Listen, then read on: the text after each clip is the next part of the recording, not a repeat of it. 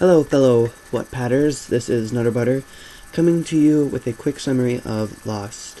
The first thing you should know is that Lost starts out very sad and depressing. This is how I wanted to start the story. I wanted the story to show the journey of Drake and his brothers going from sadness and finding their happiness again. The story is about a werewolf pack, but the werewolf topic doesn't start until the middle of the book. And this is when Drake becomes a werewolf, and this is the climax of the story. It's what the story has been leading to.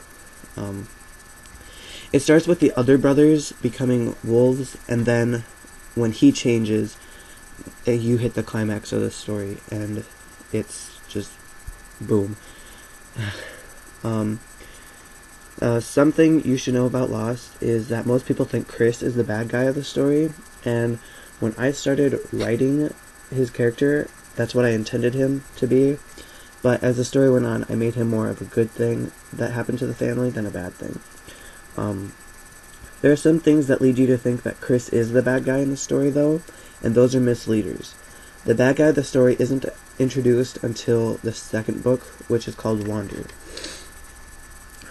Now since I am posting this on the Wander teaser, I guess I should give some teasing information and maybe even a few spoilers about the book. The first 5 to 8 chapters of Wander are somewhat bleed over from Lost. The story doesn't really begin until the chapters about Christmas, and this is when more of the action starts and you are pulled more into the plot of Wander. Something you should know about Wander is that it has the POV of Derek in the middle of the story. This happens during a time when Drake is unable to tell the story,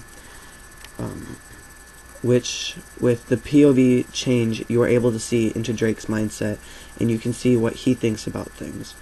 The POV of Derek lasts only 8 to 10 chapters, and then it turns back to Drake. In the story of Wander, you are introduced to a character called Wayne. I'm not sure if I want to make him a main character, or just someone who is there from time to time. So if you guys have any ideas about the Wayne character, you can PM me and we can talk about it. In this story, things from the first story are wrapped up, so things are tied up, loose ends that I left in the first story. And those things are like the phone call from Mom, the big cliffhanger at the end of the story, and the funeral of Uncle Dave, which is kind of a minor end of the story cliffhanger.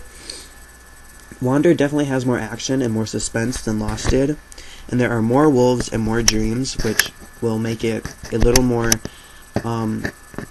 easier to follow. You'll see more Drake having like these deja vu moments, and there's more things that are going to be untied by the end of the story, and there are more things that you will have misunderstood.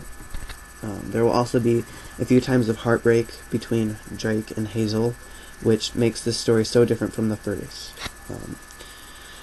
Well, I hope you enjoyed this little insight to Wander and the quick summary of Lost. I hope that you do read the second book, because the story is far from over and the journey is not even almost complete.